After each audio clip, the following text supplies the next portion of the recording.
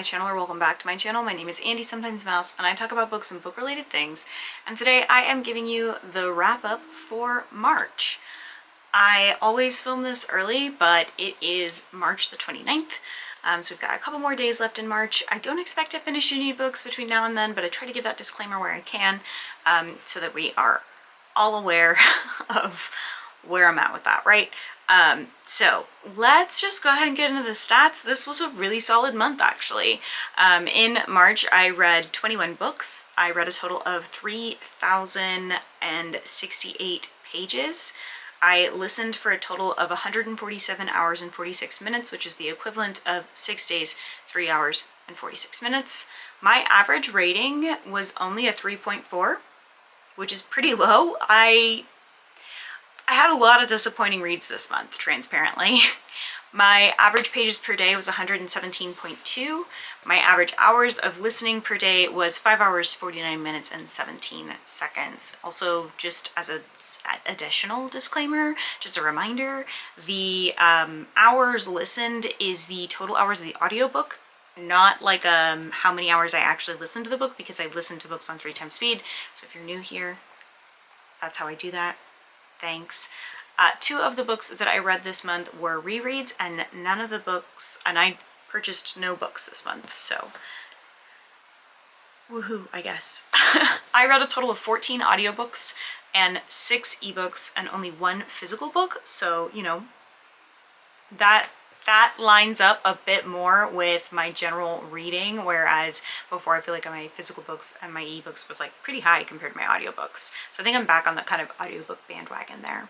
For books with pages, I read 3 books between the pages of 201 and 300, 3 books between 301 and 400 pages, 1 book between 401 and 500 pages, and 1 book was over 700 pages. Of all of those books, 13 of them were adult, 7 of them were young adult, and 1 of them was a middle grade book, which was also a graphic novel.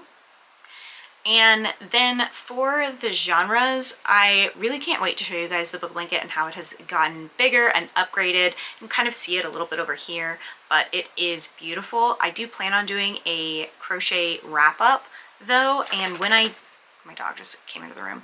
When I do that crochet wrap up is when I will be doing the explanation of where I'm at with the book blanket and what's going on. If I don't do a crochet wrap up, I will probably just do a book blanket update, because by that point I should be, by March, you know, obviously this month I'm already 3 months in, so I feel like, you know, maybe every 3 months I do a full video update on where it's at and what's going on.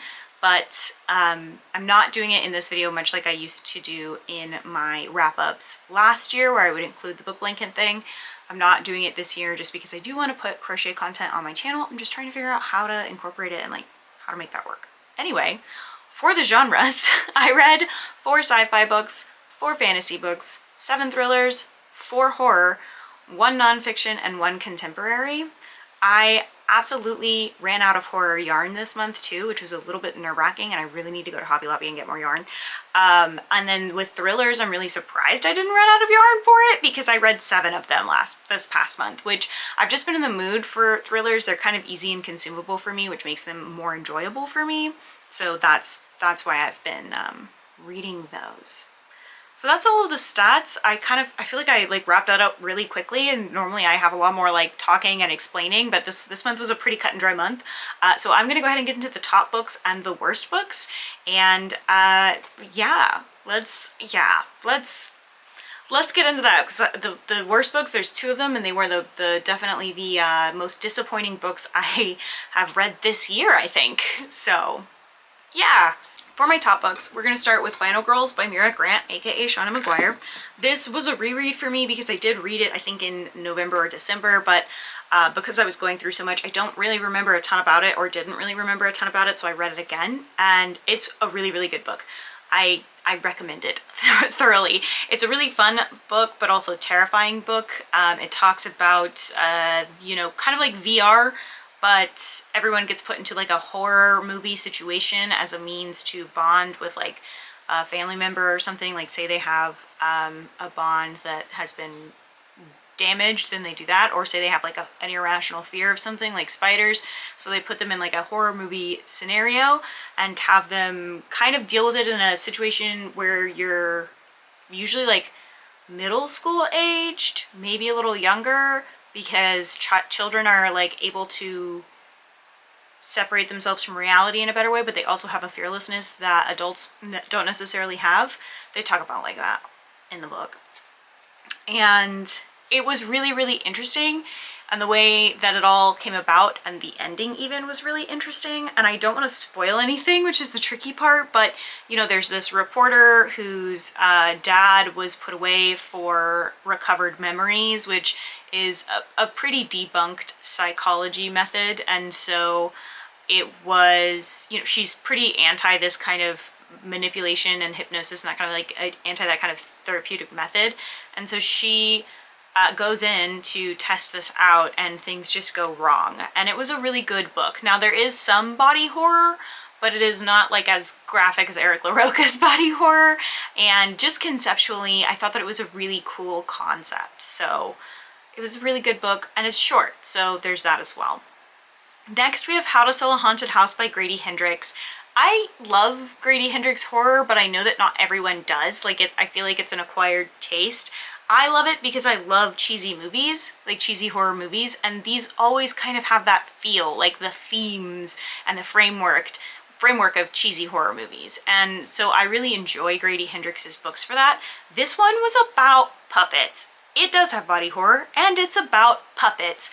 And you know what? That's what Art led me in with, but Art didn't specify that these aren't just puppets. These are Bible story puppets. And I, if you don't know, was raised in a church, which means that I am intimately aware of Bible story puppets. Like, it's a whole other level of horror for me at that point, because it was relatable horror. Like, I could tell you the material of those puppets, right? So it was very much an interesting book. I enjoyed it a lot. There was a lot of conversation around like family wounds and dealing with trauma, and puppets are fucking horrifying. There was a lot of that, and I enjoyed it a lot. I was so stressed out because 75% in, I was like, no, we're done. The book is done. We've resolved the problem. We've fixed it. It's done. We're done. Why is there still more to this book? Because it's done. Maybe we're just gonna get a really long happily ever after. So yeah, it was really good, but also fucking horrifying. That was one of those days where I kept being pulled into meetings, and I finally had to tell my manager, I was like, if I don't need to be in this meeting, can I go? Because I need to finish this scary puppet book that I'm listening to while I'm doing work in the background. That's it. Like, I'm still working. I just want to finish listening to this book. And he was like, yeah, go ahead. So there was that. It was a lot of fun though. I had a lot of fun listening to it. It's absolutely fucking horrifying though. And then we have The Trees Grew Because I Bled There by Eric LaRocca, which is, I guess I just decided this month horror was going to be the best genre of the month. I'm sorry. But that is a horror short story compilation. It addresses a bunch of different themes, conversations like toxic relationships and religious trauma and body horror and dealing with death and all of these things.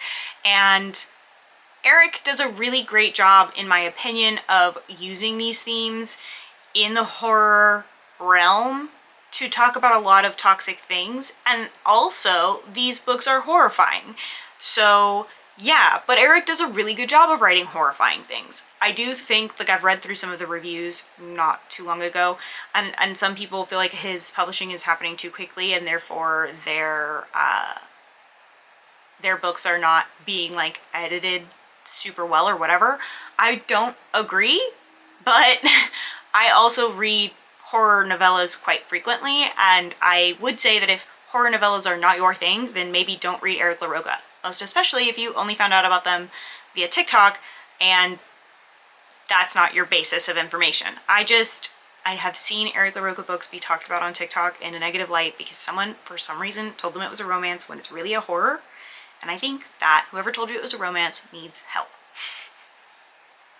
So, sorry if you've found me from TikTok and you take personal offense to this. I'm not trying to be rude. I just see a lot of the time that people misconstrue what books are or what kinds of books they are, and so people start to read them and then they give them a bad review because they go in thinking that it's something that it's not. Anyway, time for the worst books though. the worst books. These are both not necessarily sequel, but series continuations. One's a sequel, the other is a series continuation. And both of them were deeply disappointing. First up, we have 9 Liars by Maureen Johnson, which is the Truly Devious series. Let the cash cow die. Just let the cash cow die. I don't know why we're still writing books. And this ended on a cliffhanger, and I will not be reading the next book. I wasn't sure if it was because maybe I've grown out of young adult so heavily, but no, like, there was truly no reason for this book to have been written. It added nothing to the characters. It actually made me hate all of the characters, honestly, to some degree. Characters that I've loved and enjoyed this whole time, I now find frustrating, irritating, and just unbearable. I think that the mystery was interesting, but apparently the representation of the UK was done really, really badly and under-researched. I can't speak to that because I'm not from the UK, but this is what I know from people I know from the UK that were reading the book also and felt, you know, like the book wasn't great. I think I rated it 2 stars, and those 2 stars are literally all based on the mystery aspect, because the romance aspect of this, I've never felt like Stevie should have a romance storyline, honestly. I've always felt like it just didn't line up with the character, but she has this romance storyline, and the entire book is about miscommunication, quite literally, and Stevie deserves everything bad that's ever happened to her in her whole life, as far as I'm concerned. After this book, it was so irritating. She was such an irritating, self-absorbed, selfish character that I couldn't stand her by the end of it. By the end of it, I was like, yeah, anything that bad that's ever happened to Stevie, she fucking deserved. Which sucks because Stevie is pretty neurodivergent coded, and I found myself relating to Stevie a lot in all the previous books. And so in this book, it was really irritating to then have to read about her being this unbearable, untrustworthy, lying character, disregarding people's safety and disregarding people's, you know, things that they asked her to promise because they're friends and they care about her. I just didn't appreciate that. I found it really irritating and also out of character behavior. So it was just, I didn't enjoy it for that. The romantic storyline is its own thing that I'm not even going to touch on because it was just so irritating and stupid and unnecessary, honestly. So there's that. Next, we have A Cruel and Fated Light by Ashley Shuttleworth, which is the sequel to A Dark and Hollow Star. So my biggest grievance with The Dark and Hollow Star was that it doesn't get interesting until about 75% in, and then you're like, oh cool, all of the backstory and stuff, all of this makes sense now. I'm really grateful for it because now I understand what's going on, and I'm like excited about the like political intrigue and all of that. So at that point, we already know, right? We don't need all of the fucking... If you took out all of the unnecessary details and like the dance lessons in the second book, you would actually have a 200-page book. Maybe. It was all filler, no plot, and it wasn't even like how sometimes with sequel syndrome, you get a like kind of filler book so that you can tell how people got from point A to point B, and the best way to explain it is through a book where we need all of that like build up and we need all of those things to make sense. No, it wasn't that. It was stupid dance lessons and etiquette classes and sword fighting lessons and all of this shit that I didn't care about. If I wanted a filler book, I would go read somebody's fan fiction about like a cozy read version of something going on. Not the a billion page, but the audiobook is like 26 hours long. 26 hours long. And I honestly believe that if you took out all of the bullshit filler, it would have been a 6-hour long audiobook. If that. Maybe 4 hours. It was just insanely long for like no fucking reason. And I'm sorry. I know I have a short attention span because I've got, you know, literally ADHD. But like, bruh, what? Like, what was, none of that was necessary. None of it was necessary. And because I now know that this is how this author writes books, because the first book is written in the same way, and I just thought that was filler that was necessary for building the world up, and now it's definitely not that. It's like watching a season of only filler episodes because they haven't been able to find a new actor to replace a different actor of a well-beloved character. Now that I know that that's just the way that the author writes these books, or will be writing these books, I will not be reading any more of them. Also, I think the covers are super ugly. So yeah, like that's an aesthetic thing, but I was never ever going to buy the second book because I thought the cover was ugly. But now I have the validation of the fact that the book fucking sucked. So yeah, that's my wrap up, and that's how I feel about that. Apparently way more irritated than I thought I did, but anyway, that's it. That's my wrap up. I hope you enjoyed this video. If you did, don't forget to like and subscribe and share. If you don't feel the same way that I do, good for you. If you didn't enjoy this video, let me know how I can make it better in the comments down below. If you've read some of these books and you feel the same way I do, let me know. I'd love to bitch about it with you. And again, as always, I'm sorry it takes me so long to get back to comments. Life's hard, and then you die. I post videos every Tuesdays and Thursdays at 10 a.m. Central Standard Time, and I will see you again later on this week. Don't forget to take your meds, drink your water, and do something today to take care of yourselves. Okay, thanks, bye.